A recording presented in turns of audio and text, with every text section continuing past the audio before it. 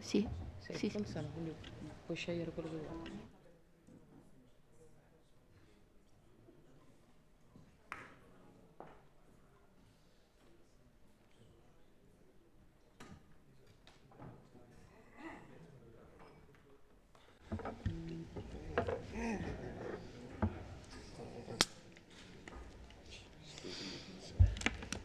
Buongiorno a tutti, benvenuti. Good morning, everybody. I suggest we get started. I wanted to say hello to those who are listening on the web streaming. And that's quite important for the people who are not able to be here with us today in the room. This is the second part of an event which we've organised to exchange views on an issue which I think is particularly important. I think it's very important that we get across to as many people as possible, and particularly to young people, the possibility of starting their own business, how important that is in terms of creating jobs, developing their ideas. Startups are a significant part of the Italian productive system, and it is true that there are a number of obstacles for people wishing to start a business. It's difficult to get hold of information which is relevant, for example. So the point of the 2 days which we've organised here in Brussels is to try and set up a kind of pilot project or method which can then be used or further developed in Italy. I think it's important that we try and get our message across to as many people as possible and make sure that people can get together, they can share their experiences and exchange information so that they can find out more about opportunities for their business ideas. What might just be a simple idea can, in fact, turn out to be a very good one and can be developed further in some cases. Those of you here who are here today, I think, are an example of how we can bring together different experiences and different views. And I think that this can play a decisive role in helping people. When organising events like this, I think it's important to think about different experiences that people have had and look at what kind of models they've actually used, whether they've used the best instruments available, and as such, I wanted to draw on experts and their views, because I think nobody is better placed than them to explain to us how things are in the field and what kind of opportunities exist. They can help us to understand and exploit opportunities. And in the first panel today, we will have Chiara Marinai from the European Commission. She is from the Executive Agency for Small and Medium Enterprises, EASME. I think that this is an important event in terms of sharing our knowledge, and with that we'll be looking forward to hearing from Massimiliano Ambra from the team Wake Up, because I think that will help us to understand the world of startups, the experience of startups as well as we can.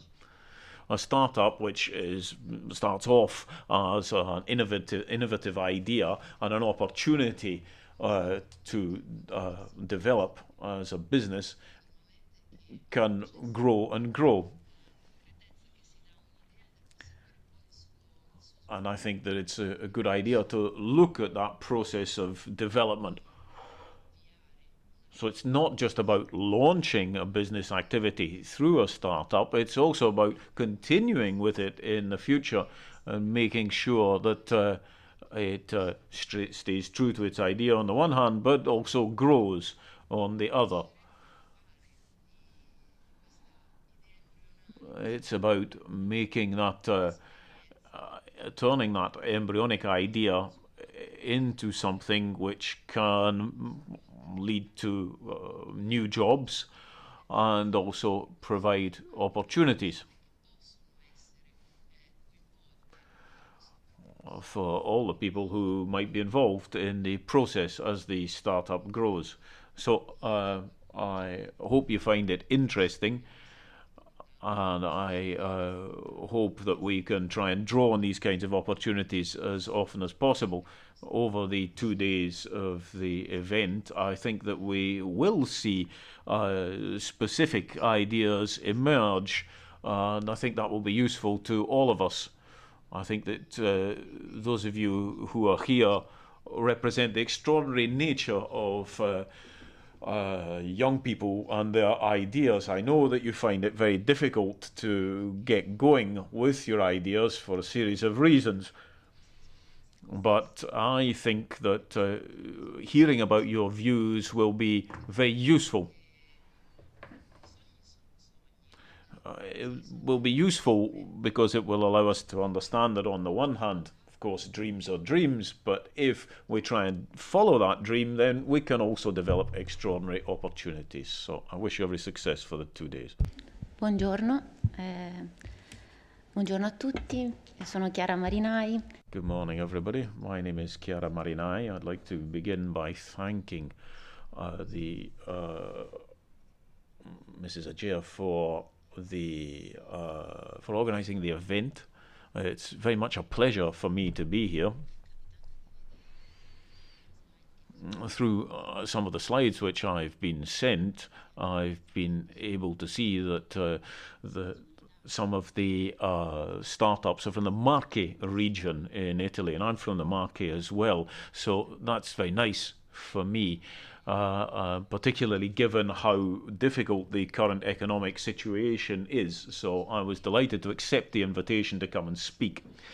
I'll try and give you as much information as I can on the SME instrument, which is the program which we manage through EASME. I'd just like to introduce Romain Bautier, who's my colleague here and who works in the SME instrument unit, and he'll give me a hand when it comes to the pitching part, which we want to talk about with you. So, what I intend to do is to provide you with some information on the instrument itself, explain how you might apply for the instrument, tell you about the work program for 2016 and 2017. I want to give you some feedback on the results that we've had, and then I'd close with some suggestions and observations. First of all, I'd like to mention the framework program for research and innovation for 2014 to 2020, which has funding to the tune of 80 billion, which is quite a lot. 20% of the budget for Horizon 2020 comes under societal challenges, leadership in enabling and industrial technologies. And the SME instrument, which is based on these two categories has a budget of 3 million for the period 2014 to 2020, and it's based on a bottom-up approach. If we look at the SME instrument itself, what's important to say is that it's geared towards SMEs. Now, they can apply for it singly or by grouping together in consortia. So we're looking for innovative SMEs that want to grow internationally and ones which are competitive. We're also looking for ones that are geared towards working in the European Union market. It's market-oriented and promotes close-to-market activities, and it's made up of 3 phases and then a coaching stage as well. And those who participate can take part in phase 1 or phase 2, but it's not compulsory. You don't have to go through phase 1 to get to phase 2. It just depends what stage the company is at. Something else that's worth pointing out is that we are focusing this on businesses which are geared towards profit. Now, it's for SMEs, but the definition of SMEs is based on the Commission recommendations from 2003. I'm not going to go into the details because I can imagine those are well enough known, but there are some criteria which you can see on the slide which define SMEs. And normally there's a self-assessment procedure so that you can indicate your eligibility under these criteria. Startups are covered by the instrument, but the instrument focuses on SMEs in a much broader sense. So we're looking at market active, or SMEs which are active on the market, but some startups which are already garnering success can, of course, be taken into account under the program. This slide summarizes the different stages or phases of the program. Now, it's in English here on the slide because I think that best explains the nature of the instrument. We're trying to support SMEs throughout their cycle of life, so through their idea, their innovation, development, scaling up, and right through to indirect support when it comes to actually placing products on the market in phase 3. And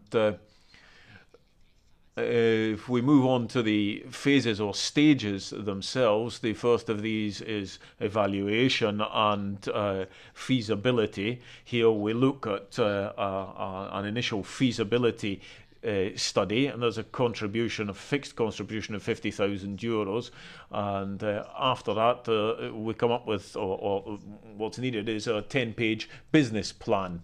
The time for stage 1 would be about 6 months. Now, of course, that can be altered depending on when the contract is signed or when the proposal is actually sent in. I mean, we can shorten it if necessary, for example. And I would say once again that it is SMEs which can apply they can apply singly or they can apply in groups. What we've seen is that the instrument works best for companies which want to work together. They don't actually have to set up a formal consortium, but often they work together to try and achieve better results. And what we often see is we have the business plan, and then we develop that further. In phase 1, the companies can benefit from the SME instrument and can get 3 days of coaching if they want, and I'll be telling you about that later. Second phase is or research and development. Here, this focuses on innovation, scaling up, analysis, tests, development of prototypes, and here there's a contribution which might range from €500,000 to €2.5 million, so that's a significant amount of money. In order to take part, you need a 30-page 30-page proposal with a full business plan, and the timescale for this would be between 1 and 2 years normally. The result would be an innovative idea with a full business plan and a marketing plan. So here we're already looking at more significant projects, and we offer a coaching service for this with up to a maximum of 12 days coaching or mentoring.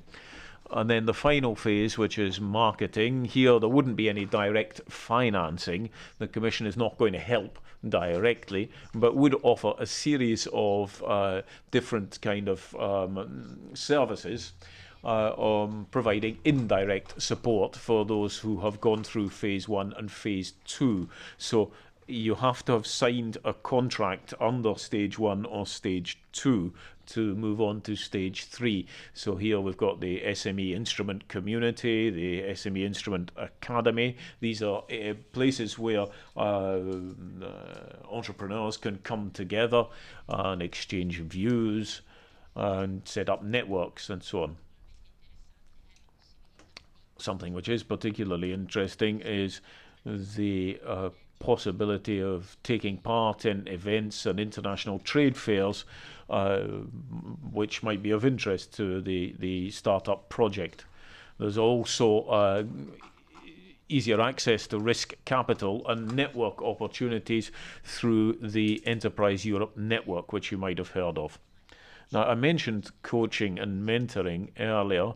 These are activities which take place during stages 1 and 2. The idea is to try and build up the capacity of SMEs to market their products or their innovation effectively, and we draw on external experts or consultants which can provide expertise. We have a database of those.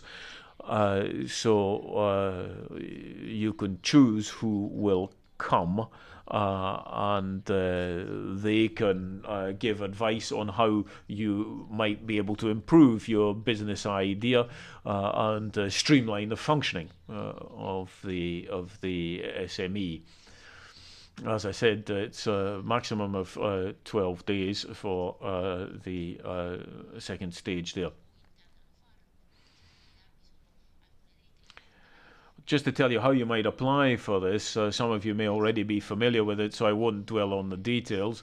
There's a website, a page that we have for research and innovation. This is the Commission's website, which you can see on the slide, and there's a tab there which gives opportunities, or which you can click on to see financing opportunities, and then under that you can see the SME instruments and the different cut-offs which are available, and I'll be talking about them in a moment. Then there's a template which needs to be filled out. That's available online, and it's a very good idea to use it because the consultants who analyze the projects are used to working on this basis. They like to see structured content which allows them to see what they need to assess easily. Now, it's not compulsory, but we would very much recommend that you use it. Obviously, the template is different for Stage 1 and Stage 2. In Stage 1, it's a 10-page plan that's being put together. In Stage 2, a 30-page plan. Now, I would just say that if you exceed those limits of 10 and 30 pages, then the additional pages are not taken into account. It's not really worth then sending in a very lengthy proposal because much of that won't be taken into account. When it comes to assessment essentially there are 3 major ones that we use. We've got impact, excellence, and the quality and efficiency of the implementation. And we'll be looking into those in greater detail in a moment. The assessment is carried out by independent experts, and they look at each proposal. Each expert, there are 4 of the experts, and each one looks at the 3 criteria which I just mentioned, and they come up with a score. And a final score is an average of the individual scores given by the experts. In Phase 1, there's a threshold of 13. For Phase 2, it's a threshold of 12. There are 4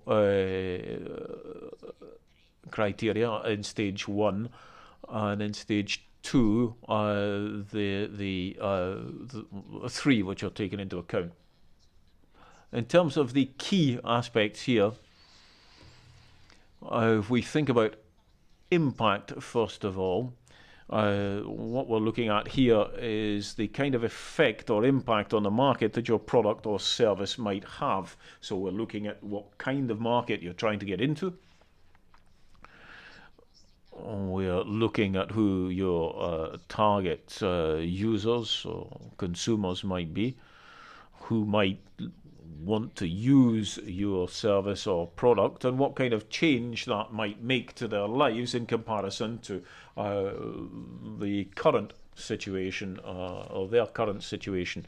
We'll also look at the market conditions itself, for example, the competitors which already exist, the market share that you're looking for in your with your product.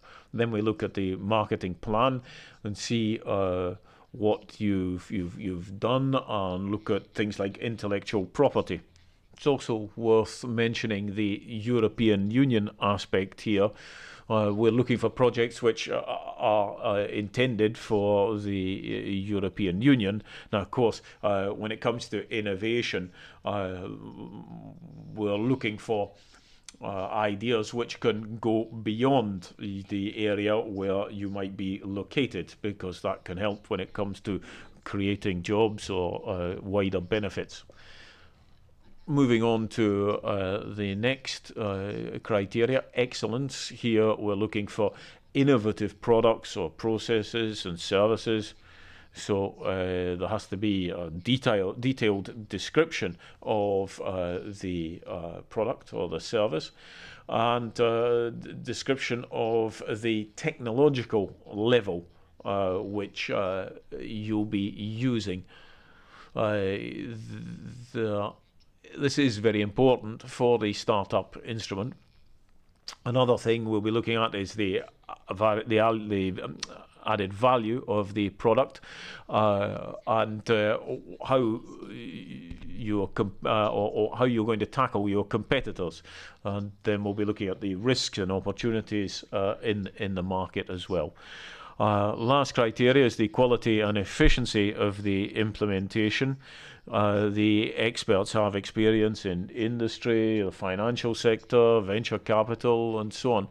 And so they'll look at the plan that you've put together to make sure that that's reliable. They'll look at the different resources that you have, who the team is that you're working with. They'll look at which partners you might choose. And now, of course, partners are chosen for good reasons, and it's important that these reasons are analysed as well. It's also important to look at the nature of the SME itself, or the consortium, and how it's organised.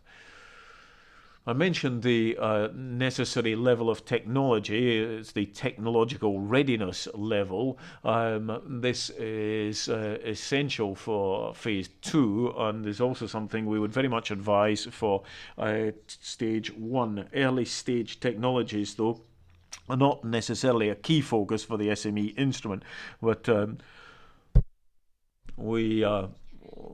this is something that we feel is very important subsequently. So it's important that you can show the importance of the technology and how that will be developed through production or through the use of a laboratory and so on. Timeline now, well, we've got an open call, so that means you can make your proposal whenever you want, but there are certain deadlines or cut-offs. In 2016 and 2017 there are separate cut-off points for phase of stage 1 and stage 2. Normally it's by close of business, so 5 o'clock on the date of the deadline. Now, if you send it in at 6 o'clock, it'll be taken with the next group. So what we're doing is grouping the proposals together to allow us to analyze them more easily. Proposals which have the highest scores receive financing.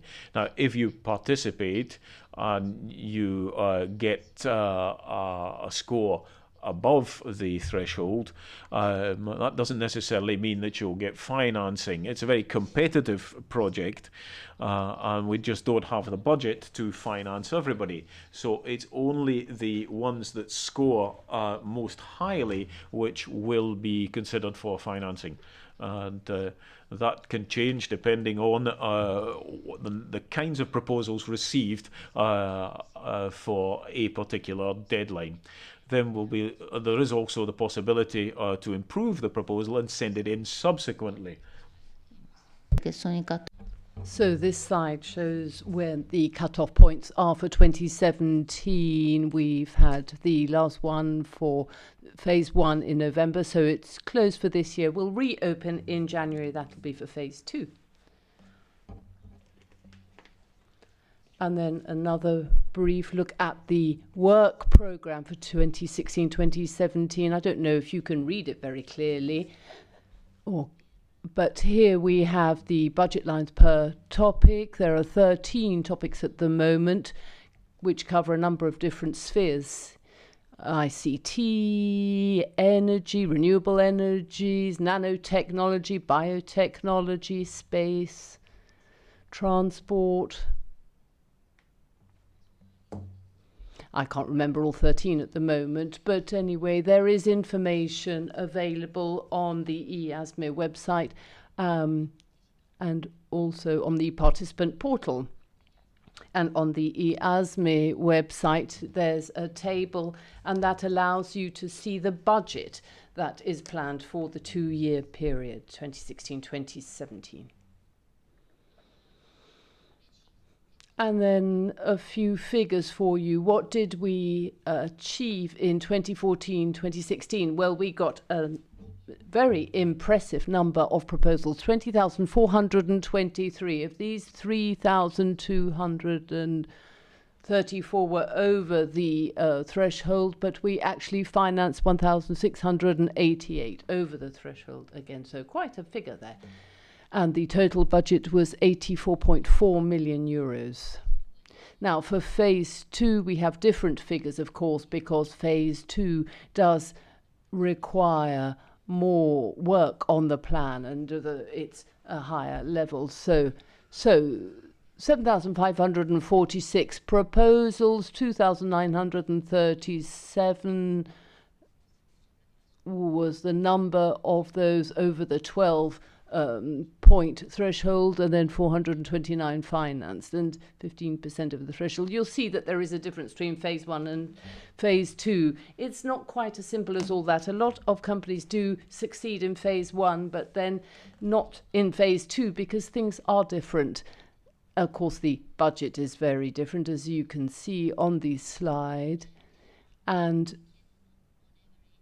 on average, the projects need about 1.6 million, but it can go up to 2.5 million. It really depends on some of the topics, and it can go up to 5 million. But what is really important is the number of projects that are sent in by companies on their own rather than in consortium. You can see that 93% in the first phase, 82% in the second. So companies do put themselves forward on their own, which I think is something very positive.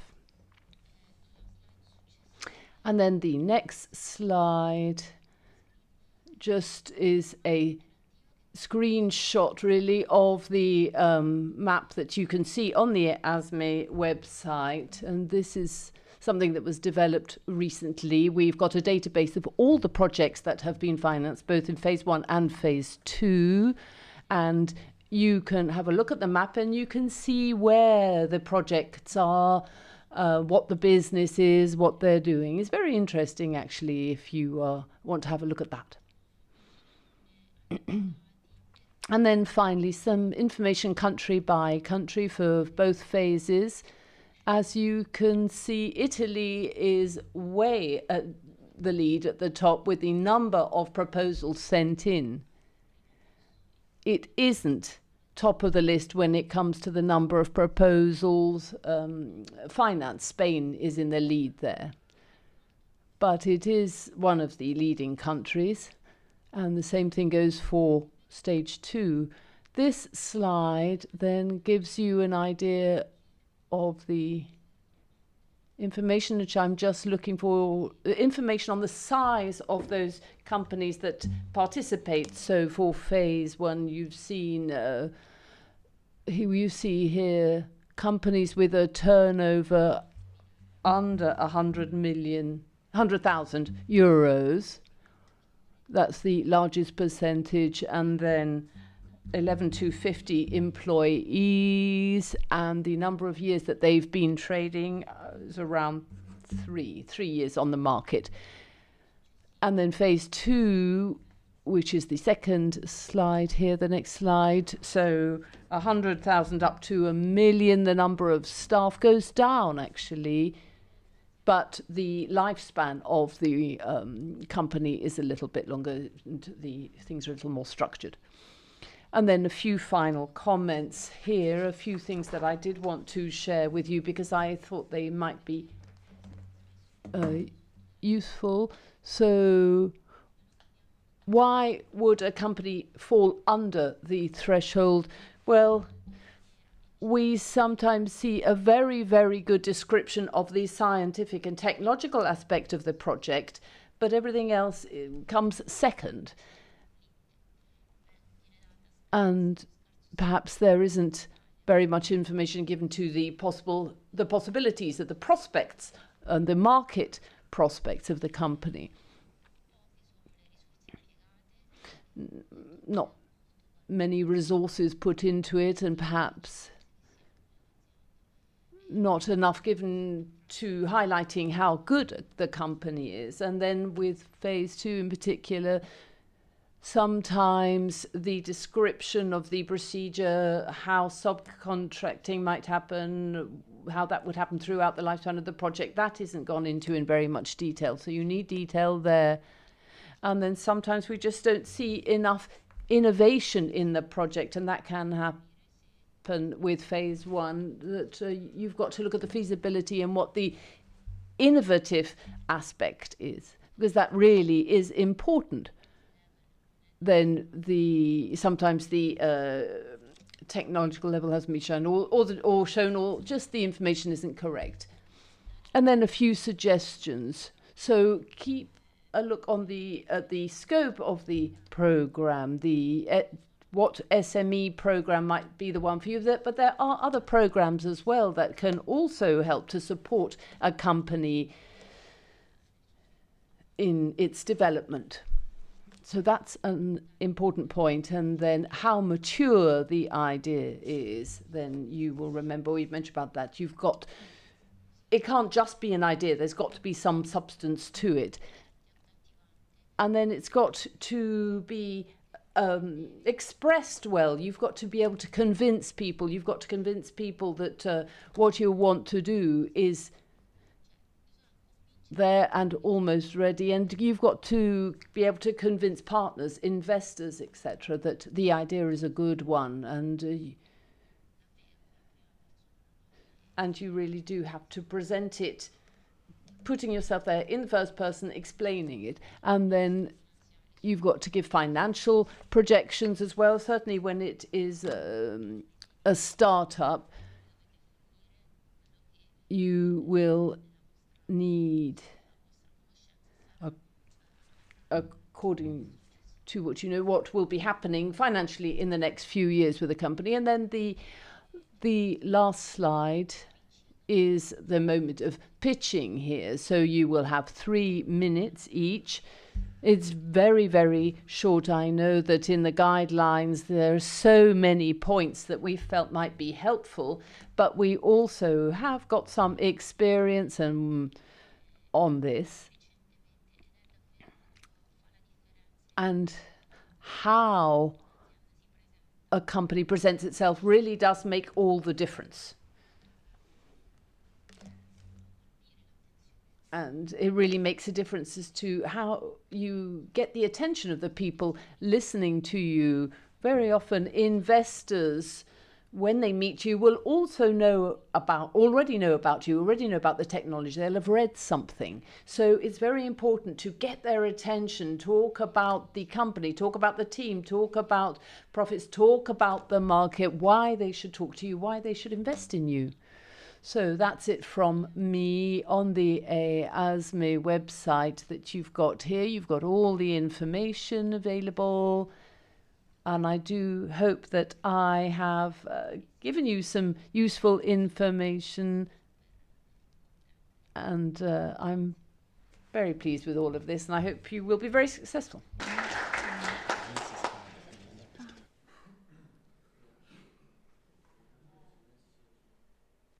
Mi sembra che allora l'azienda che lo farà per primo.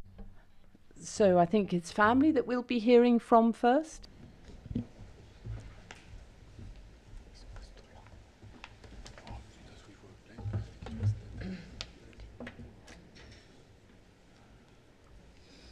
Avete iniziato il pitching? Sì. Ok.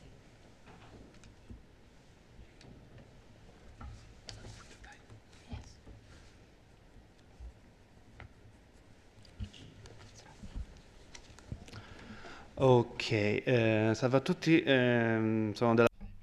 Good morning, everybody. We are from La Family. And our aim is to sponsor and make information available about excellent products from Italy. So we are a community. We sponsor these products.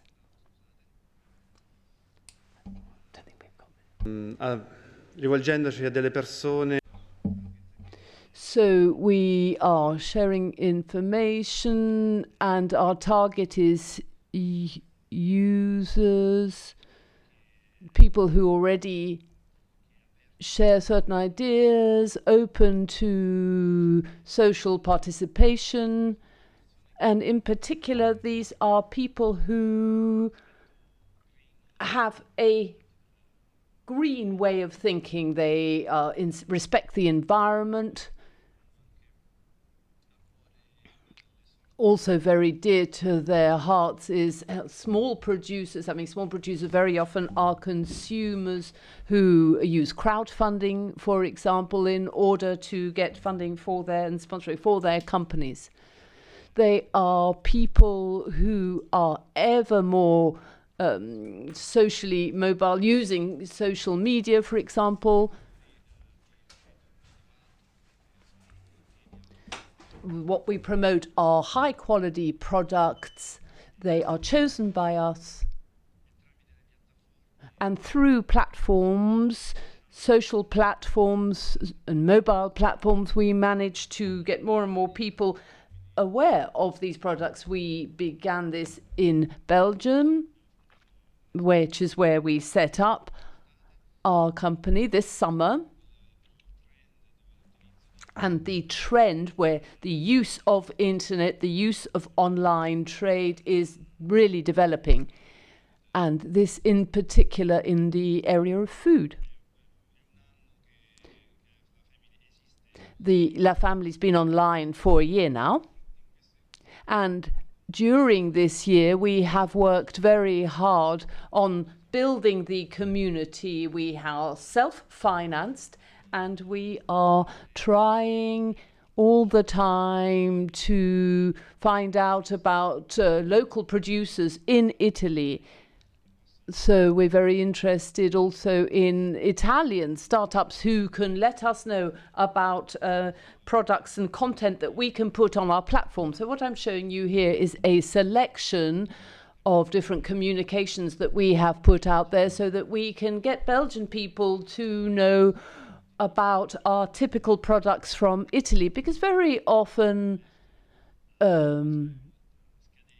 what you have or what you can find abroad is products that aren't particularly good, that don't really respect our traditions.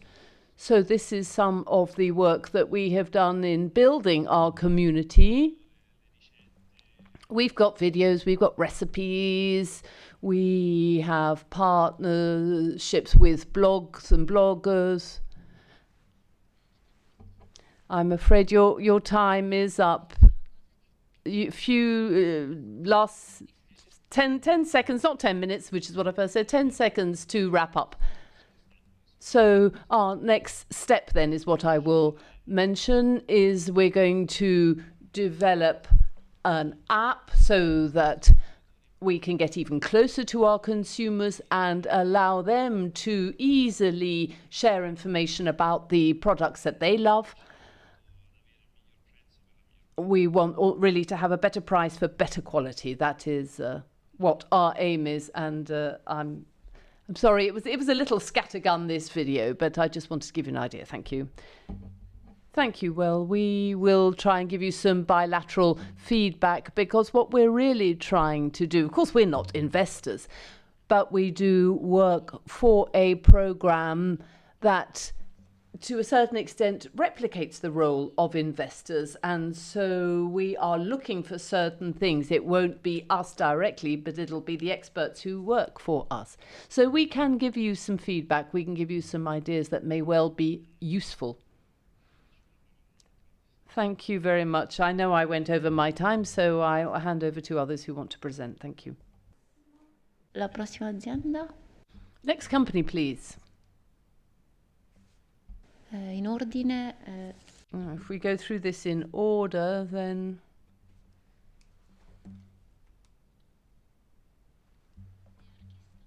Arkistar is the next, I believe.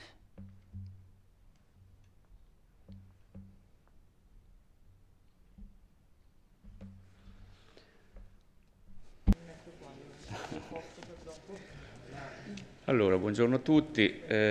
Sono Good morning, everybody. My name is Loris Penserini, and I'm going to talk to you about a cultural association that is involved in a number of initiatives to breathe life into a startup. We don't yet have the startup on its feet. Now, who am I? I'm a researcher, and I have worked for years in research. I was seconded as a national expert, and I worked on future emerging technologies in research. I am now an IT teacher back in Italy.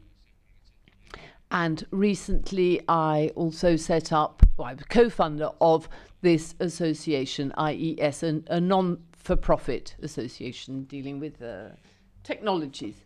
So before I begin, just to let you know about the Italian context when it comes to innovation, well, it's not a particularly favorable one. And you in the Commission will already know in the Innovation Union in Italy, well, from 2014 to 2016, we've really seen a bit of a decline for a number of the reasons. People who were innovators and now less so, and very often the reason can be seen in this particular slide. Italy does not really see the importance of having researchers within businesses. Now, in other countries they do. And when I'm talking about researchers, I mean researchers of a certain weight, a certain standing. And as you can see that we're not even halfway when it comes to European standards. We don't even reach the halfway point. Now, we have participated in a number of different programs on innovation and research in order to get funds. But very often the company does not manage to use those funds adequately. Loris, se ti siedi. Loris, please sit down and sit and speak more closely into the microphone so that you can be heard for the streaming. So, in practice then, the initiatives that we have put forward have been successful, and usually the successful ones have been at the national level, the digital school, the School for Digital Innovation, mechatronics, informatics, and other technologies. I must apologize to of interrupting. It's useful to have an idea, but you've got very, very little time. We're giving you an idea of the time that an investor would give you, 3 or 4 minutes, but really that is, so I'm afraid you've just got another 10 seconds to tell us something that you want to. So yes, we have worked on setting up this value chain for innovation, where we have put investors in touch with one another and with centers of excellence when it comes to research, SMEs. Now, we are an association, but we do have experts and researchers, and we have also been in touch with schools and with what there is in Italy, where people know what the requirements are. So these are the results, and these are our success stories so far. And we do feel that now we are ready for a startup. Thank you very much. No, bravo. Allora, Marco, yes, intanto che carica così, mi porto un attimo avanti. Buongiorno. Scusa, un secondo solo. Just 1 second, if I could interrupt you. I'll just give you a wave when it gets to 30 seconds to go so that you have an idea. So good morning, everybody. Laura Rukis, I am an architect, and I am representing my startup, and I'm going to tell you about the Archistar project. So what does the market want? It wants customized products that represent a certain level of design and a certain aesthetic. Now, why are we starting with lighting, and what are the problems with customization? Well, you've got to have technical skills and expertise. I am an architect. Now, I can design the shape, if you like, but I don't know what the electrical and other standards are to meet for time approval. And of course, if you're going to put it on the market, you've got to have type approval and a certificate. And for traditional producers, the costs and the times can both be very high. And so we've got to try to find a solution. We want these customized lamps. We want to look at the detail. We're using LED technologies. We can give you different types of light, different voltages, different shapes. You can either compose it or you can design it yourself. You can have different finishes. You can have prints on it. It can be engraved or embossed. So we look at absolutely every detail. We personalize absolutely every detail. Our strengths are these: our passion for design and made in Italy. We really do care about quality. We do have the technologies and the possibility of giving you something that is very high quality and customized with a certificate. And this is all something that we do through innovative techniques and 3D printing. And then Archistar is an app for indoor lighting and design, which makes your ideas come to life. So here is a lamp. This was the first lamp, the first product that we came up with, and we did it through a 3D printing. So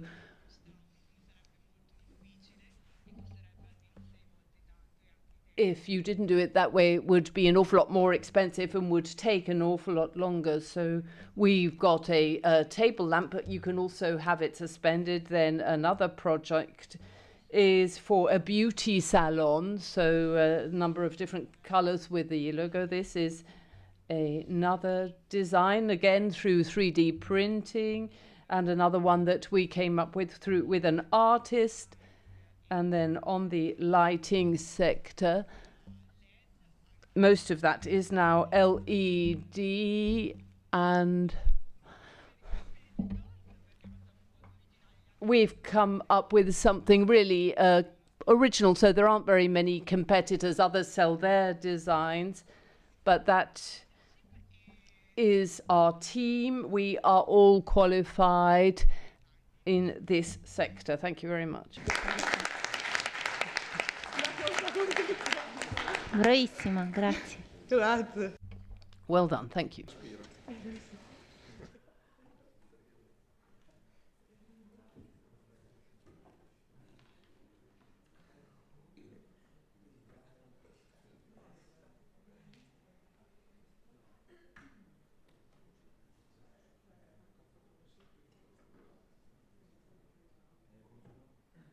Tutti, signori deputati, buongiorno. Good morning, everybody. My name is Bionda Cristiana. I represent Pro Techno, which is one of the leading companies dealing with water treatment in Italy. Pro Techno also is a market leader on technology in Italy when it comes to the use of membranes in water treatment. Now, what I am presenting today in partnership with Marnavi, which is a leader in naval transport, in sea transport. So what we're looking at is a transportable desalination ship, so that you can have this in smaller islands and marine parks where they have problems with availability of drinking water. On some of these islands you can't actually set up a desalination plant because on smaller islands it's simply just not possible. There are problems when it comes to accessibility, electricity supply and other logistical problems, and when it comes to marine parks it's simply not possible.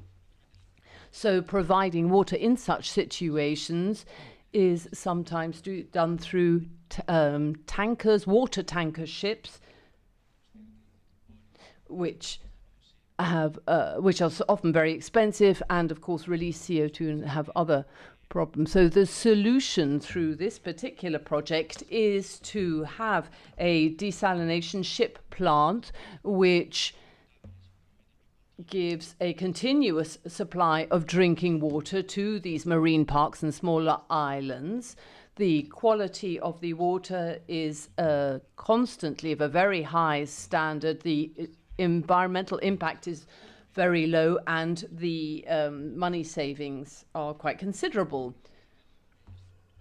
So this shows you the structure, how the plant is set up. It's based on water desalination, and the way it works then is that the plant is on the vessel. The vessel is away from the coast and moves slowly, and during the slow movement the sea water is desalinated. It goes through the tanks and stored in tanks, and then is siphoned off when necessary. So it's away from the coast during the desalination moment, which means that the waste product is in water far away from the coastline, which means that no problems are created for the flora and fauna of the particular islands. So this is a very brief picture of how it works. So if you have these desalination plants on board a vessel, then you can save money. There is the employment issue as well. It means that there are job employments in these small islands, and also there's more drinking water, which is good for tourism as well. Thank you.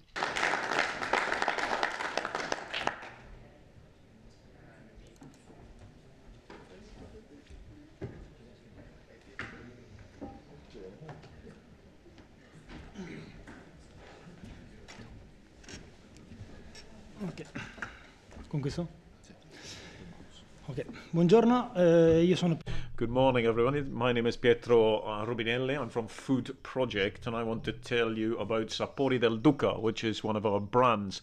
The project is intended to provide products from small-scale producers abroad, outside Italy. It's a product which is based, or an approach which is based on some of the key aspects of the Italian food market. We're trying to combat counterfeit or fake Italian products, and also try to get beyond the web-based services. At the moment, what we're seeing is large companies can invest in markets to get their products into the shops. There are major differences now between major and smaller producers. The major producers have the money and the expertise and resources to invest in marketing, but their product quality is relatively low. For the small-scale producers, quality is high, but when it comes to their organization and marketing, well, they're falling behind. So aside from the lack of money that small-scale producers might have to invest in marketing, they spend a lot of their time and effort on producing their product. And we've looked at the difference in the market between older consumers and newer consumers. In the past, you just needed a product to sound like it was an Italian one, or you needed to stick the Italian flag on it on a package somewhere. New consumers, though, have more knowledge of food, they're more aware of producers, and they like to know about the story behind their product as well, and where it's made. So the market in Italy for food is showing good growth. So what we're trying to do is stand between the foreign markets and the small-scale producers. And we're going to do this by working through street food opportunities. We're going to have showrooms in European capitals which showcase the products.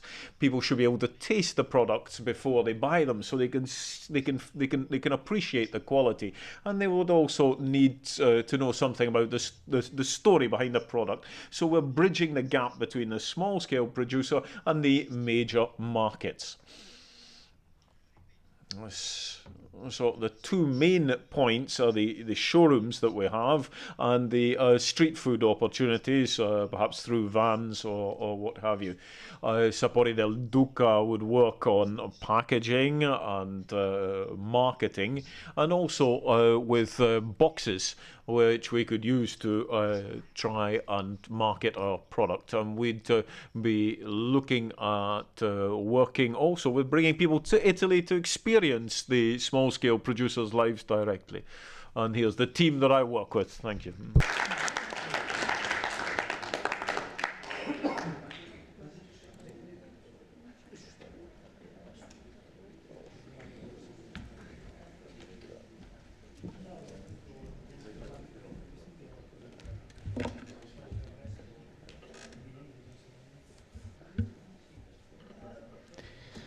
Buongiorno. Good morning. I'm Alessio Canalini, and I'm a co-founder of Sea Opportunities, an innovative startup which is growing with BP Cube, the business incubator. We've got more than 20 years of experience in the development and supply of underwater robotics, and these can be customized for a range of services. That's the essence of what we do. We're looking for EU financing and we're also getting money through the Market project. We want to grow our business and try and achieve a breakthrough in our technology. Our customers are other businesses. We're a B2B company, and our team is made up of researchers and business people. Well, we've got them in the R&D department. We've also got the financing and crowdfunding and sales and marketing departments. We've got training as well, and of course production for the robotics products that we make. We have experience in customizing robotics for subsea or underwater environments. Essentially, we're talking about remotely operated vehicles or underwater drones. We're trying to get these out with a fair price using clean energy, and the underwater sector, I feel, is expanding. Our reference markets are oil and gas, pipelines, and dikes as well, environmental surveys, fish farming, preserving coastal environments, shipyards, harbours and ports, and underwater archaeological surveys. So we're looking for qualified investors who can help us to grow, particularly with one of our major products for underwater robotics, and that's the acoustic positioning system we want to develop. The advantages for our customers are that we have 20 years experience in customization of underwater robotics. So we can provide tailor-made solutions, and we can supply business and training. So that's something that we can offer to our partners as well.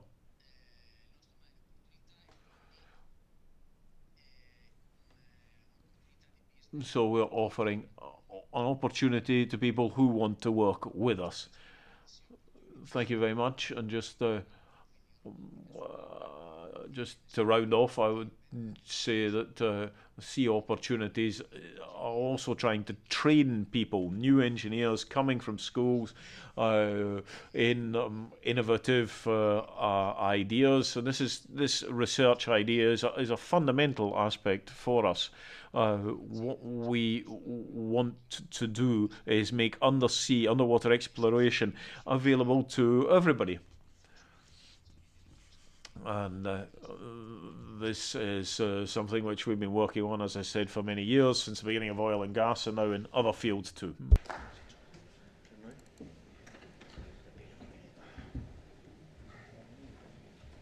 Questa è quella lunga, vero, di presentazione, Davide? Con cosa scendo con questo? Ok. Buongiorno a tutti. Good morning, everybody. I'm Niccolo Balducci, and I'm the co-founder of Multi-Optic Drone, a new startup which has been running for just about a month now. The idea behind the company is to try and effect a major change in one of the major sectors of the economy for everybody, and that's the food and agriculture sector. At the moment, we're seeing population increases globally, but unfortunately, the amount of land which can be cultivated remains the same, or maybe dropping. What can we do here? Well, we've looked at agriculture in the past, present, and in the future. What we need to do is increase production, because there'll be more and more mouths to feed. And at the same time, we need to bring down production costs and make production as efficient as possible. This is what we would suggest here, is that we use drones as a tool. We are fourth in the world when it comes to using cameras and using drones to look at all of the different parameters involved in cultivation on a particular piece of land, which we can achieve just by flying over the land. We would have a range of customers, and we would be a fairly large, or it's a fairly large sector that we are focusing on. We think that we can help to achieve 20% savings, for example, when it comes to the use of inputs.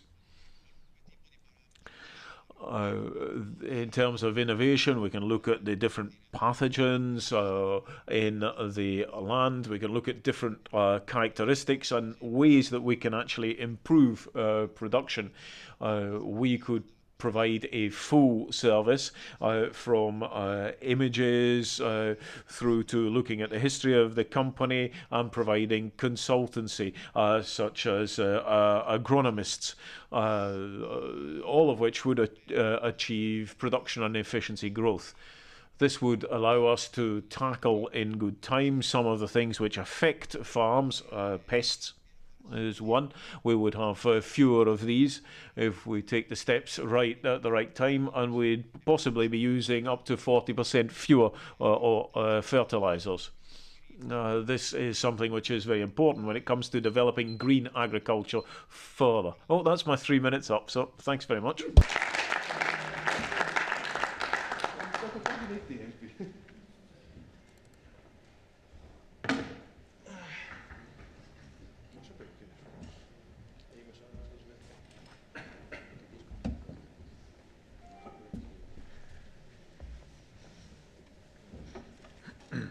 Buongiorno a tutti. Good morning, everybody. My name is Enrico Battistelli. I'm a co-founder of the business incubator BP Cube, which helps startups. I'm from Pesaro Urbino, and I'm a co-founder because Alessandro and Luigi, who are also here, are also on board in what is a very ambitious project. We launched it 3 years ago with a number of good ideas. Now we have a company, and we're trying to make that grow and help startups. And as you've seen today, there are some who have actually been able to grow through our mentoring services. So thanks to the people who mentioned us in their presentation. We're very proud of what we've been able to achieve. My presentation will be very simple. We'll show you how we change ideas into startups, and how we help people who want to start their businesses. Of course, not everybody's successful, but through our help, I think we can really help some of them. We provide consultancy services and co-working spaces, and also help with providing people with spaces. We have 1,200 square meters to help people if they need the space, and we help people to grow themselves and to grow their businesses. We also help when it comes to calls and competitions. This allows people to make progress with their business ideas. BP Cube, as you can see, is a very open environment that can help for people who want to develop their businesses and achieve their goals. How do we do this? Well, we do this by getting people into our spaces. These are very big open spaces, and they're really a test bed. They provide a test bed for people to develop their ideas. We've had politicians visit us, and it's always lovely to see them, but we have developed this idea using private money. We are helping entrepreneurs, and we help when it comes to drawing together the different actors, such as local mayors and others, and I think that's very useful. When it comes to different services, we provide consultancy, help with business plans, digital strategies, web marketing, and so on. Here's an example of one of our co-working spaces. This is in Pesaro, and we've got some photos of some of the people that we've been involved in, and I think that shows the community aspect of what we're doing, and all of the different partners, and the fact that they're still very much on board. We have made an innovative space available to young people, which allows them to share their ideas, and most of the competition which we're working with today has developed through Confindustria, and we've also worked with other regional organisations. Here what we're trying to do is grow in Italy and abroad as well. So thanks to everybody who's been involved in BP Cube. Here's the email address and a Facebook page and our website. So if you are interested, please get in touch.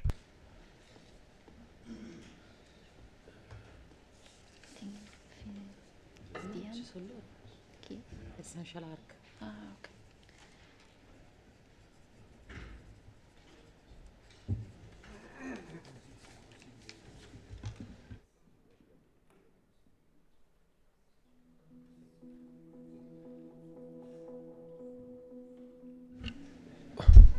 Buongiorno alla Commissione.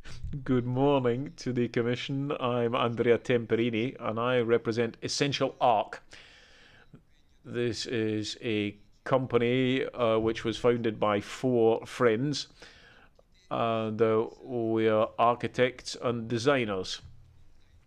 We're very much interested in innovation, and we are focusing on technological development. We're trying to apply technology to architecture, a sector which is going through a difficult time at the moment. We're developing techniques and innovative technologies, which you can see from the presentation. This helps to do with planning and analysis of a space. We're also working in the area of cultural heritage, which is of course an important area, and this is something which is very important to us in Italy. This is part of our essence. Thanks to, or because of our knowledge, our commitment, and because of the input from Laura Agea, who I'd like to thank personally, and through the work done by Andrea Boffi, who works on the European development of our product, we've come up with an ambitious program, the Dante program. This is the Digitalize Art for New Technological Experience project, the Dante project. We're seeing a decrease in interest in culture because young people now feel that it's perhaps a little old-fashioned and isn't so important anymore. But the culture and interest for our cultural heritage is very important, and we've defined some points that we want to focus on that will raise awareness amongst young people. So here we're talking about everybody, but also students and tourists. We want to make them more aware of the possibilities of technology and how that can help when it comes to a greater understanding of cultural heritage. We're not really focusing on a market, we're focusing more on users, students, tourists who are interested in art and culture. The Dante project is very much based on an app. This is an app which has been developed with other partners like Microsoft, for example. We are very proud to have them on board.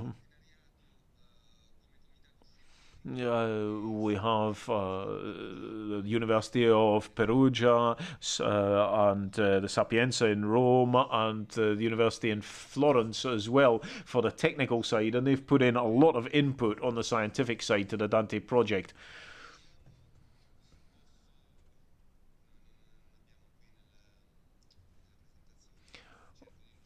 Unfortunately, I don't have an aspect that I wanted to show you in the presentation, but what we're trying to do is digitalize works of art and the insides of museums so that, for example, schools can visualize them, but also people at home.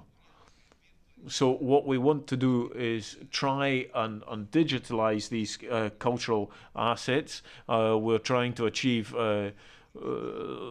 this for 3,000 pieces of art throughout the world.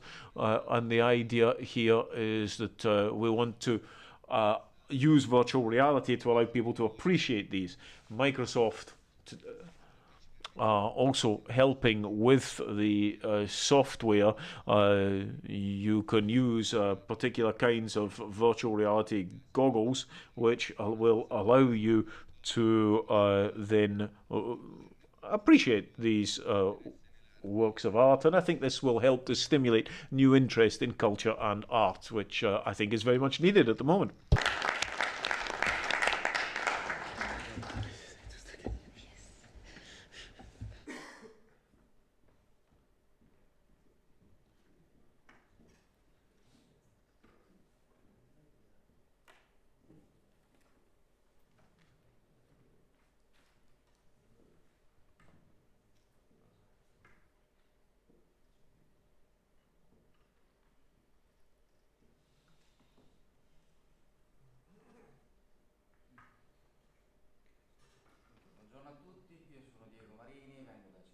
E sono il titolare di iFood Italia. I'm from iFood Italia, which is a brand working in the food sector. The idea goes back to 2015, and our product or project was put together through access to credit lines, the microcredits through the 5-star credit facilities, and I'd like to thank Laura Agia particularly for the support that we've had through what was a very complex period. The project provides an e-commerce platform covering food products of a very high standard. I'm from Umbria, and that's where the focus of our product range is.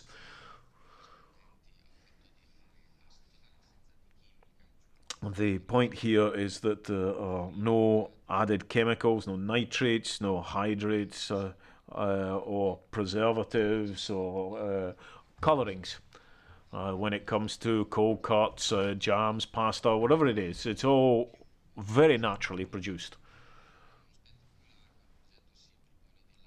And we're trying also to roll this out to other Italian regions, and that's one of the aspects of iFood Italia.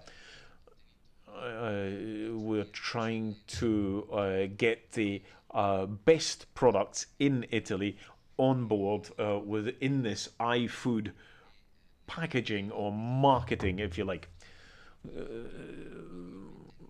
Normally, the producers of these kinds of products don't have the same kind of distribution channels for their products, and we are a kind of aggregator for them, and we repackage their product to increase its market prevalence.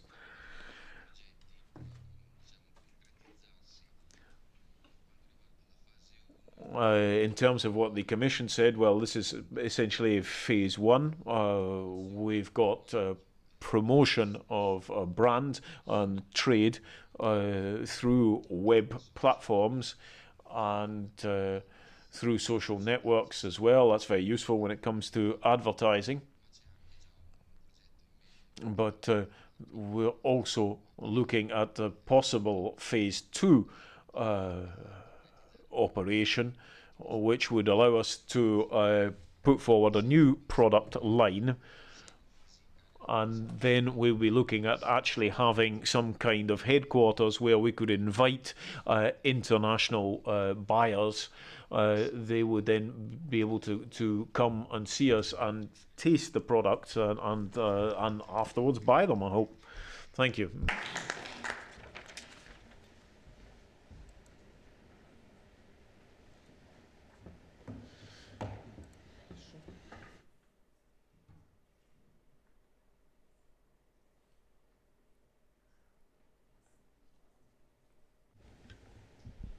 Penso non ci siano più aziende che...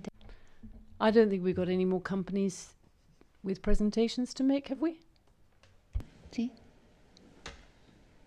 Yes? Yes. ID Web is still to come.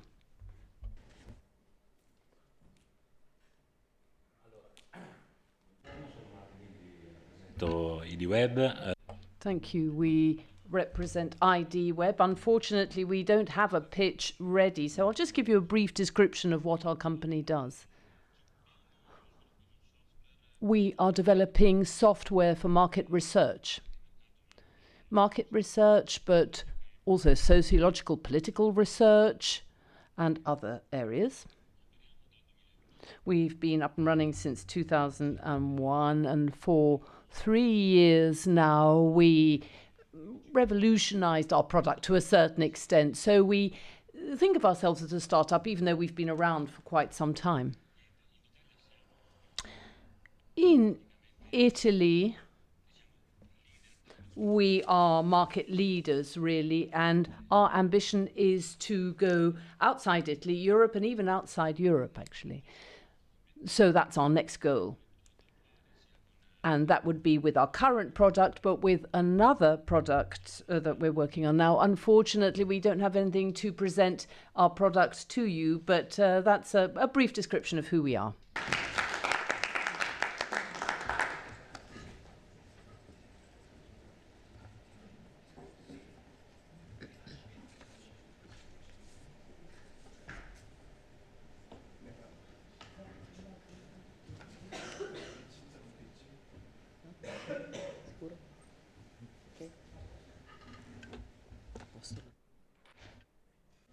Grazie mille, grazie.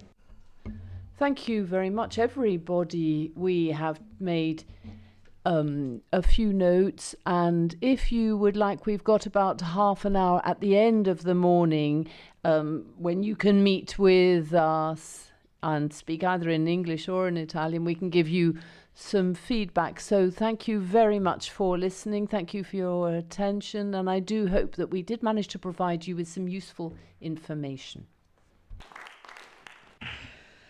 Grazie. Thank you very much. I know all of you more or less, so I really felt that people were excited about this, a little bit nervous about the presentations, but well done for getting over that. Because let me say once again, there are certain opportunities that you have to grasp. They go past you once. The young people from Essential Architecture, for example, I think it's better to present things and ask questions rather than having things closed up that people can't see. So I think that we have really recognized how extraordinary their idea was, that they were ready to put away in a drawer because they couldn't find people to look at it. They weren't in the right place. And then the information and meeting with people actually opened up opportunities for them, and they are now waiting for a response to their presentation. They have asked for financing for the Dante project and some financing through Horizon 2020. They know perfectly well that this isn't an easy path, and that you don't always succeed immediately. You have to try again. But this idea that they were about to file away, that they were about to win, has actually now come on the horizon and is awaiting finance. So I think that they really can be motivation and an example to others, I think. I talk to so many young people and to business people, entrepreneurs. The idea people very often have is that I don't have a chance, I've got this idea, but there are just not the opportunities for me. I realize that there are difficulties that sometimes seem insurmountable, but do not give up. It's really important. Do not give up. So I am really happy to see that you have all come forward today to present your ideas, because what may seem like an idea that is just going to stay there can actually become a project, a working project, and actually some extraordinary life project, if you like. So that is an end to the first part. We'll bring that to a close. Thank you to our speakers, and please do take the opportunities that this meeting is affording you.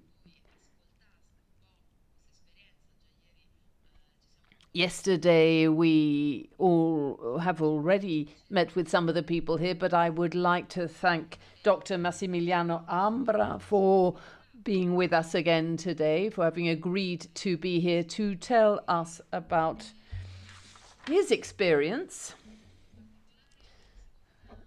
Really quite unusual, and I think yet very useful. So thank you again for being here, and the floor is yours, sir. No? Vai, Eccomi qua. Bene.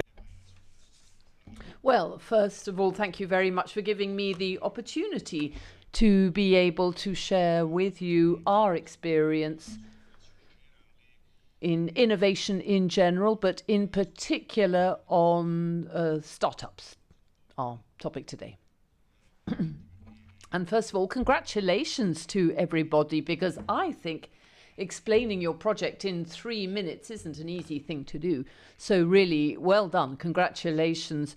And I have heard some very interesting thing, and I think at the end of the meeting, I will get hold of your pitches, because I think that there are some things that may well be interesting for our company, where we are really making a lot of progress with innovation. But we are also alongside traditional services and moving towards new innovative services, vertical sectors, alongside the traditional ones. So,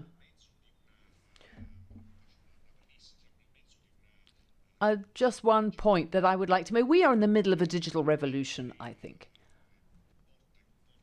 Now, this, of course, means risks. But I think at the same time, huge opportunities for a company such as ours. There are huge and very rapid technological changes happening, and the traditional R&D systems just aren't enough anymore. And therefore, it is essential for a company such as ours to be able to move quickly and to be open. We have to be open. Now, for some years now, we've been doing this, probably one of the first companies in Italy to adopt an open innovation model. So we have developed a number of different tools moving in this direction. So working with the main Italian universities, Latin Foundry, that works with some of the most important industries, and specifically the vertical strategies, but we have also developed some tools on the startup area. In particular, we were the first in Italy to implement a program, our own program, and to have a vehicle that was 100% our own in investing in startups and in startups equities, particularly innovative startups. Now, if I can quickly go back to the earlier slide, innovation is not easy. As I was saying, technological innovation is moving very quickly indeed, but also the world is getting ever more complex. So we are moving from business models that are linear, where the provider, the supplier, the distributor, and the consumer are along a line. And we're moving from that to business models that are very different, that are networkings, that work in an ecosystem, and innovation is co-created, as we say it very often. Yes, we can move on now. So the two basic elements behind our model of digital innovation, open innovation, and co-innovation. These are the two paradigms, the two patterns, if you like, of our model. And we have developed this with an end-to-end view in mind. So we've got two instruments in order to work with startups, moving from the very first moment to the scale-up and investment.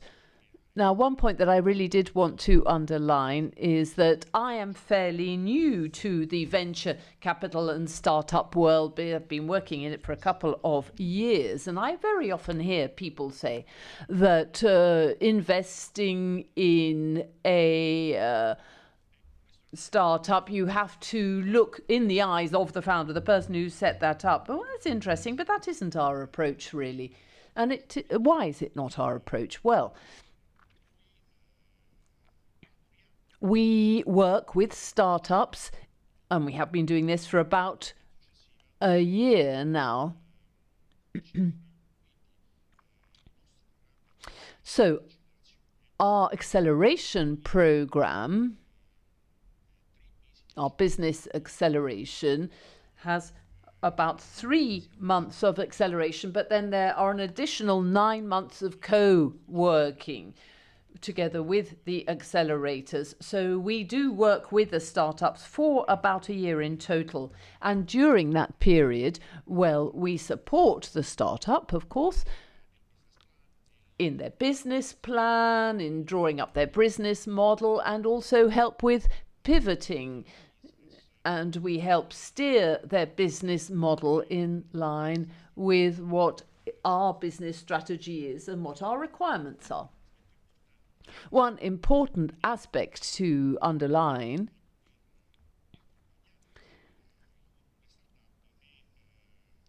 and that goes along with startups is that a business such as ours, a big and very complex company, has as a role to accompany these startups with simplified procedures that then allow a company such as the startup and us, Tim, to work together.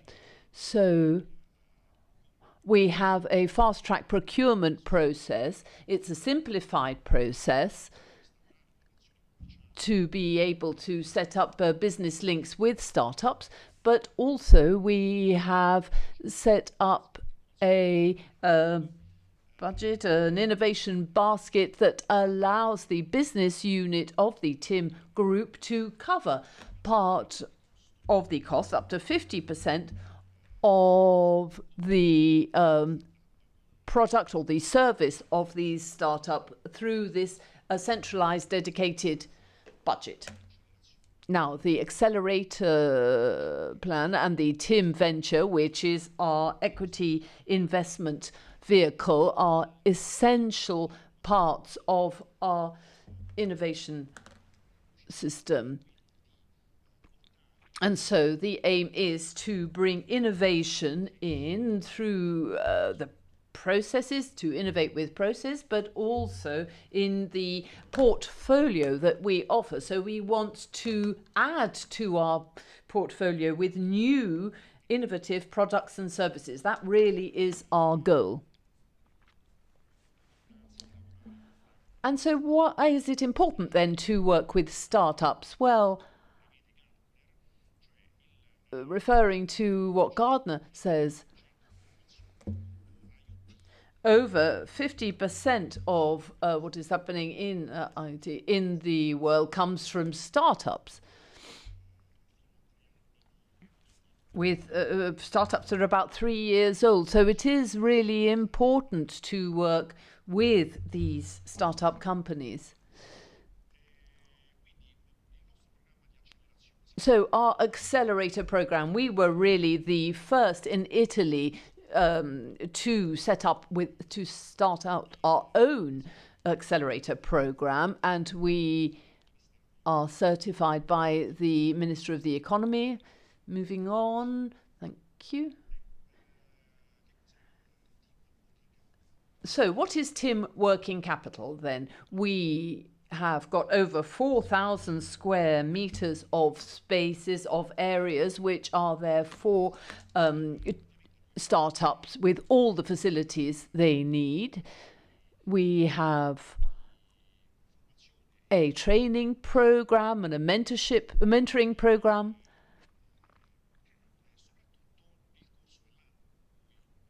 And during the year that the startup is with us, we make available to them all our infrastructure,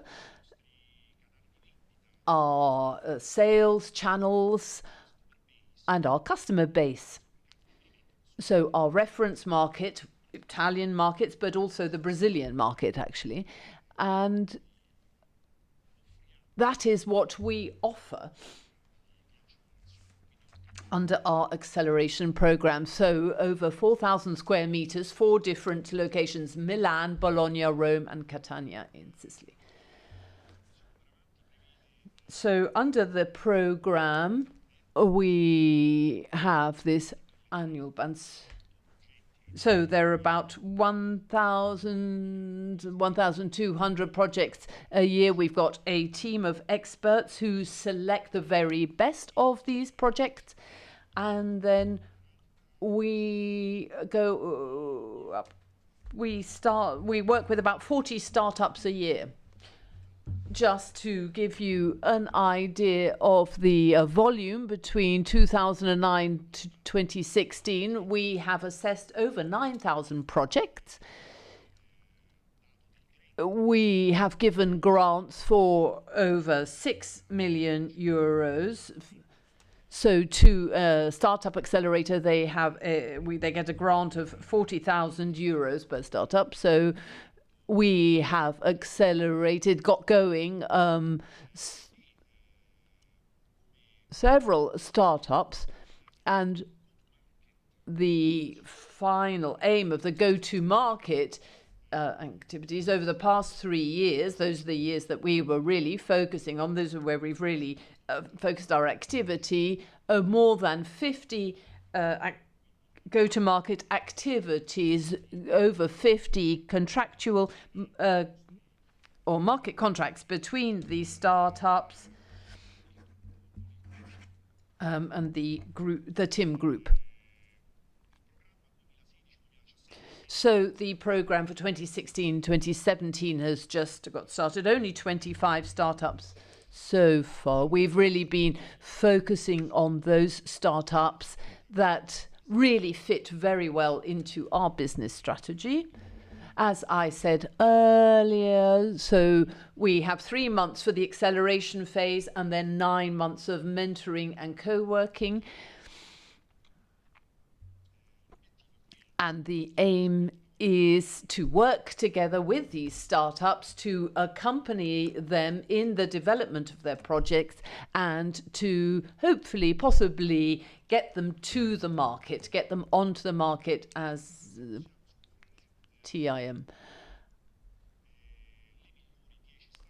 Now, the 10 best startups will get a further prize of best in class, so they get an extra 10,000 euros. And they also have more access, more flexibility, and more possibility of working with our TIM business unit. We've already talked about Albo Veloce, and this year we have got a platform for startups,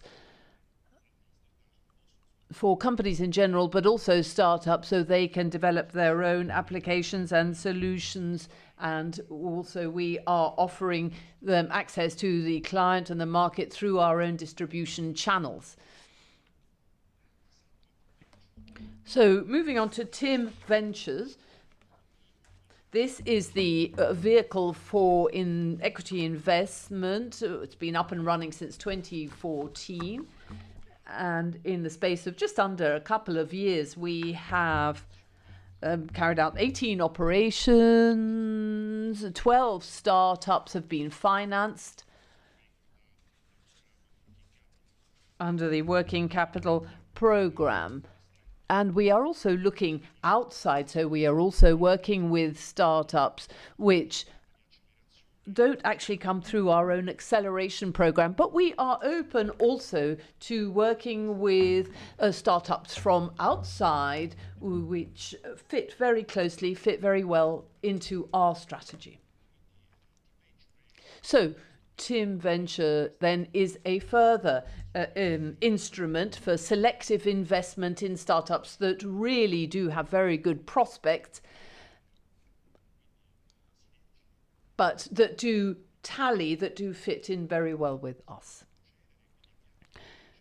So we've got 14 startups in our portfolio at the moment, for follow-on projects as well, accompanying these startups, both in the seed stage, but also further up to scale up.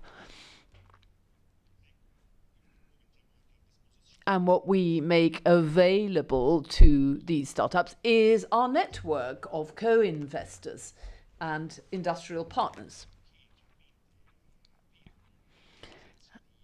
And they see TIM as an industrial partner, as an associate, and that this is added value. And they also see this as a further reason, another reason for investing in startups. And I think the role that we play, a very important one, is to broaden our network of partners. And of course, we make these available to, or access to these available to these startups. So a few cases of go-to-market then,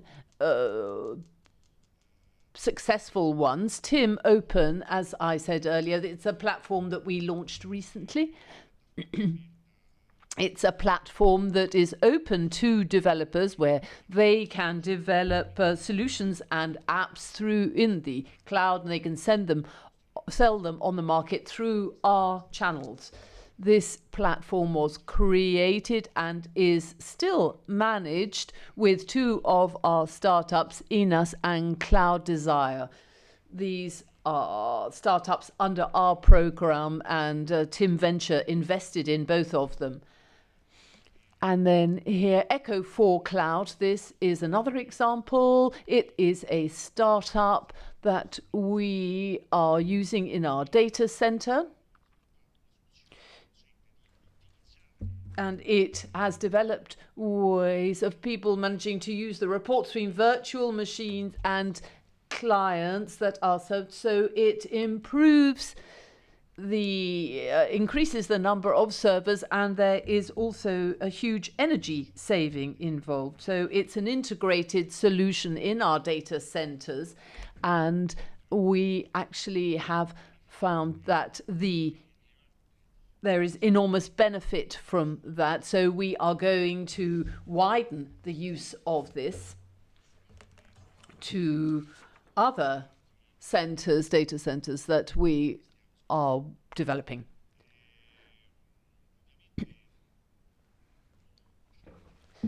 I will then give the floor to a startup company, another example that has come under Tim Working Capital and to have developed a very interesting solution. And we were some of the first in Italy to develop the kind of solution that to use the kind of solution that they've been developing. So final remarks then.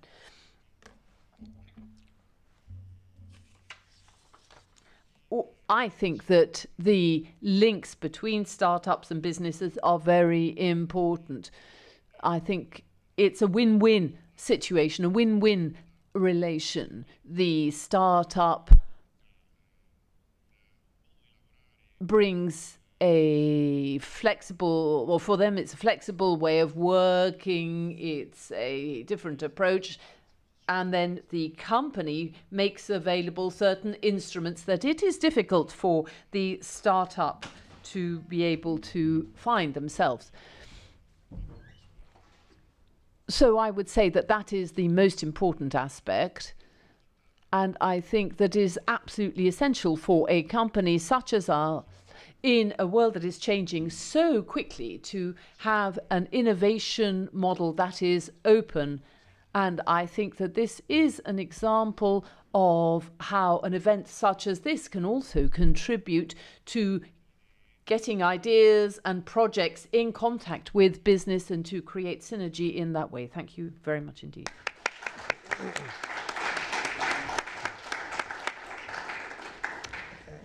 Io vorrei ringraziare. I'd like to thank Dr. Ambra, because I think that he gave a clear idea of how they work.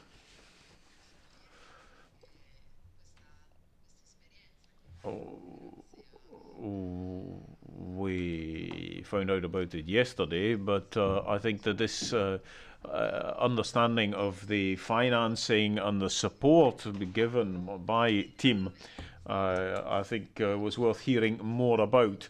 I think it's very important, because here in the European Union, as a member of the Committee for Employment and Social Affairs, the issue of disabilities is something which is very important.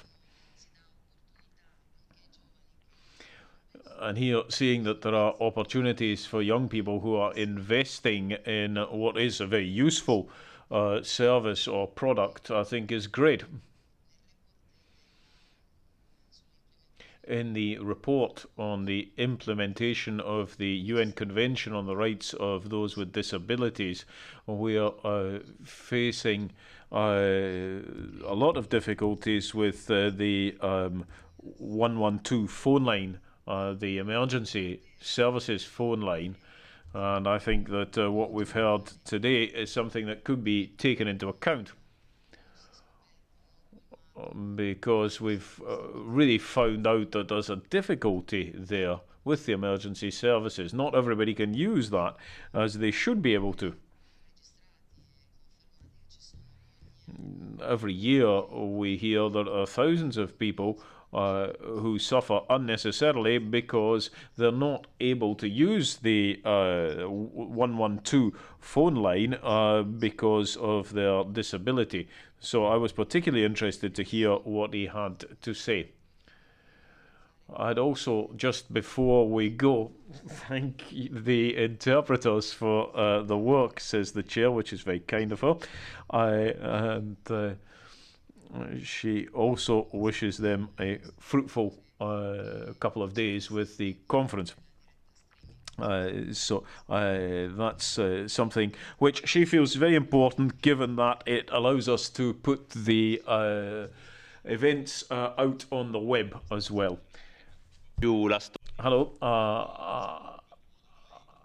I want want to tell you something about the service that we've developed and what our experience has been. About 7 years ago, there was a case came up of a young deaf lad who was unable to contact the emergency services because he was deaf. I saw him on an interview on the television, and was struck me that there were thousands of people who faced the same problem the world over, and he actually became part of the way that we market one of our products. And you'll see that now from the little video that we've put together. So we've got a car which has an engine failure, and there's a hazard light that comes up. Somebody's opening the bonnet and looking under it, and there's a woman that comes and stops as well, and they're talking in sign language. So he says how obviously the pair of them use sign language, and the woman asks the man, how are you going to contact the emergency services now? And the man pulls out his phone, and the phone rings, and it goes through to a service which speaks to the woman, but what is said by the woman appears on the screen of the phone, the deaf user who has the problem with his car. So he can then type an answer to her, which is then turned into something that she can hear. And the app is called Pedius. It allows deaf people to make phone calls, and it turns the written messages into a spoken message for somebody who's listening, and turns spoken answers into written messages for those using their phones. And you see the couple waiting by the car, and their tow truck has arrived to help them out.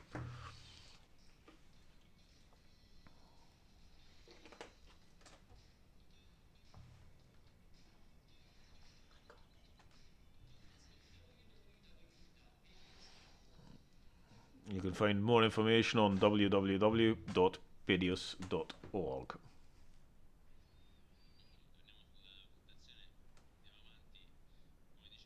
So, going back to the presentation, there are a lot of deaf people throughout the world who only use smartphones. So they've never used the traditional telephone, obviously. So the possibility of using low-cost solutions like apps is something which is very much at the heart of what we want to do. We want to try and overcome communication barriers. We live in an increasingly digital world, and in the past, we've had to overcome architectural barriers in the way buildings are built. Now we're trying to overcome digital barriers. One of the difficulties with a startup is looking for financing. We said we wanted to set up a telephone company for deaf people, and of course people just laughed at us because they hadn't understood what we wanted to do. 6 months down the line, we had a kind of product which was in a beta version, and 100 people were using this. And there's an example of one of them on the screen. It was a woman called Monica who had some difficulties during her pregnancy, and through using the app Pedius, she was able to call a doctor. This was a difficult period for us in terms of the fact that we weren't getting any money in for the app at the time. It was only in a trial phase. But that kind of experience, this one that I told you about with Monica, is something that encouraged us to continue.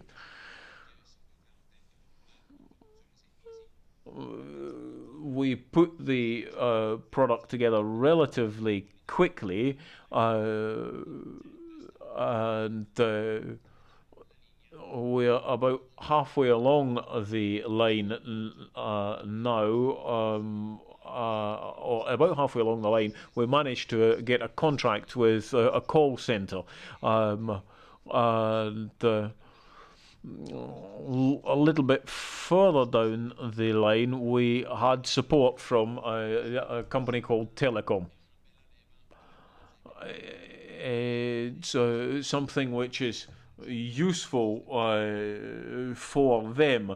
A startup isn't born really when the innovative idea emerges, but when it's adopted and begins to be used. So what we've seen here is that the whole issue for us of accessibility and the fact that businesses can use that as a sales point is something which is important. So now, for example, food producers are more attentive to this because many people will say to themselves, well, look, this company puts forward the fact that its services and products are accessible to those with disabilities, so I'll choose them because it's a more modern, forward-looking company.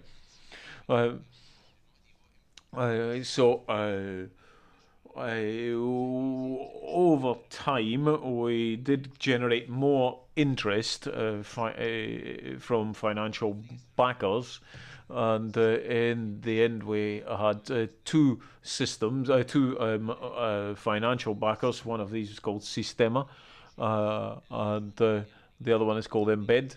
And Sistema, for example, had never invested in a startup. And what they were interested, I think, in is the fact that well, you're affecting change in society. And last year in December 2015, we did manage to generate revenues rather. So we are a socially oriented company, if you like, but I think what is important to remember is that you can actually make a business out of that as well. In terms of the business model, we are talking here about an app. It's a free app, and we give people 20 minutes per month free. If they want to buy infinite cover, then a deaf user can pay $30 a year for that. We want to change the telephone sector, and next year we're hopefully going to bring forward a partnership with Tim based on that. Most of the revenue, the €140,000 we generated last year, will go to the companies which supported us. We've got Tim, the telecoms company, but we've also got a banking group and others. And I think they focused on the importance of our product for their users. For example, AXA and their roadside assistance sector. But it's also important as well for local authorities who obviously need to make sure that their services are available for those with disabilities.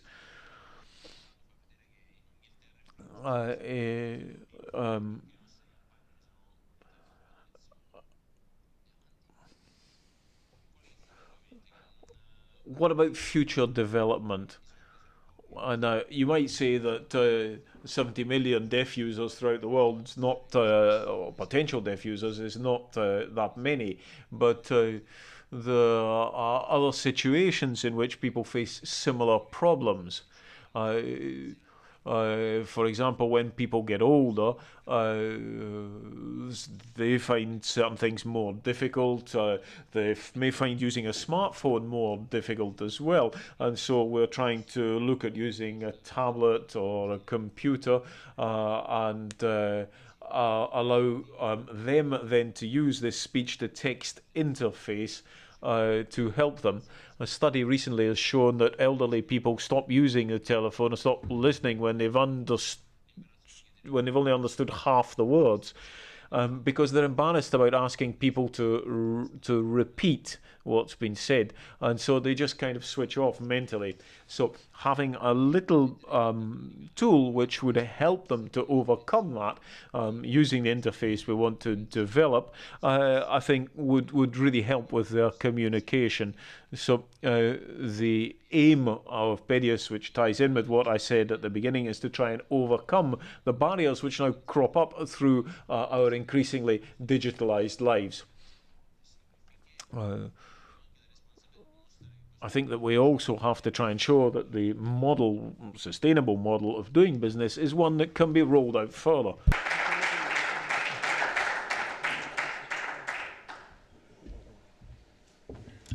Io ti ringrazio per la tua... Thank you very much for having told us about this working experience, which marries the requirements that are very important of these deaf people, 70 million in the world, and that isn't a few, but even if it's just one, you've got to do what you can for just that one person.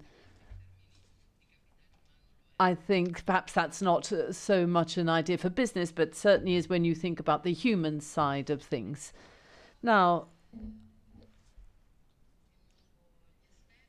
we've got some more experts. We've got Ms. Marinai here again and her colleague. And I think that we can begin because we have also said that we're going to have interpreting till 12:30 today, so that you can use the fact that you got the interpreters here. You're absolutely free to organize things however you would like to, Ms. Marinai. Thank you. Well, I think we'll do things bilaterally if you're happy with that. We'll be over here. You come up, and perhaps we can do it in the same order in which you presented your pitches to us. And we can talk together about the points that we would like to raise. Okay, fine. So a good idea then for you to coordinate.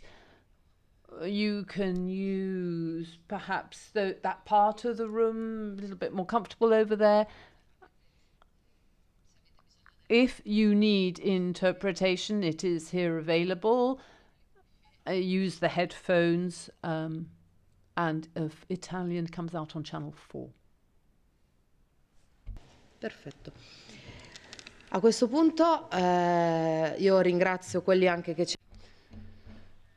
At this point, I would like to thank all of those who have been following us and streaming. Let me thank Dr. Massimiliano Ambra for what he explained to us. Thank you very much to the Commission and the IASME Foundation. I think that that was an excellent presentation, an excellent opportunity for you to get to know what instruments there may be, what tools there may be there for you. Thank you very much to all of you for having participated, and I do hope that we can meet again in a couple of years, and not with a startup, but by then that you will be SMEs. Good luck, everybody. Thank you.